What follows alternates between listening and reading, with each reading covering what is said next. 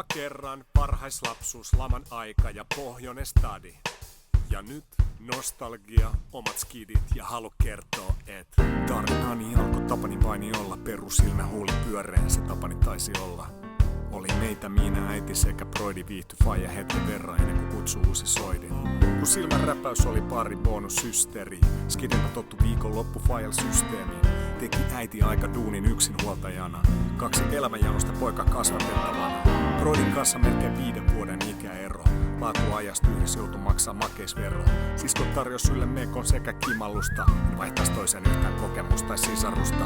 5 veenä faijan kyydis auto kolaris. Kolisteessa kojelautan turpa turposi. Ois kannattanut olla kamat lätkä molari. Toisaalta näytin hetken ihka oikein turtlesi. Olen poika Pohjois-Helsingistä. Alkuperäni ei voi muut riistää. Ei sitä viedä multa pois. Oli pelto ja joki sekä rivari. Lapsuusajan maisema peruspilarit.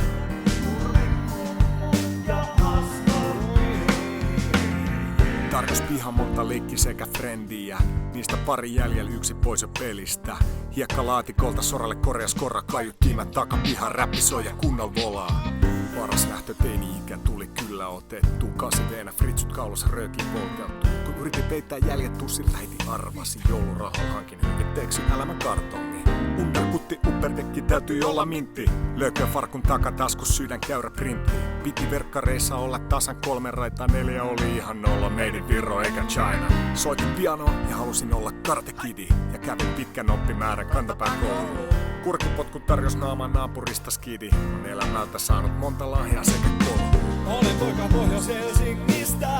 Alkuperäni ei voi muut riistää.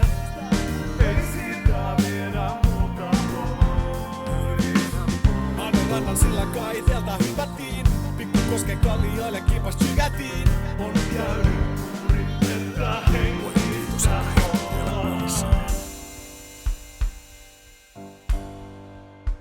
Se on aika moista, miten paljon elämä on kiinni sattumasta. Mä satuin syntyä ja partuu stadissa, mun vanhemmat tapasivat siellä. Vaikka itse ovat kasvaneet muualla, toinen pikkukylän pappilas, toinen melkein Mieron tiellä. Mitä nää meille eri paikoissa varttu meille lapsille sattuneet paikat tekee identiteetille? Mikä on turvallista? Mikä on normi? Onko mä outo? Osoittaako mua sormi? Miten mä kuulun? Miten eron suhteessa muuhun? Jengin ympärillä, pysykö joku vaikka alati muutu? Jo kerrosta kerrokseen päälle vuodet tuo, jos elämä suo. Mut eka koti perusteet luo. Olen poika Pohjois-Helsingistä.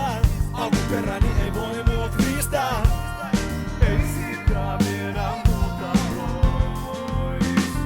Oli pelto ja joki sekä rivari. Lapsuusajan maisema peruspilarit.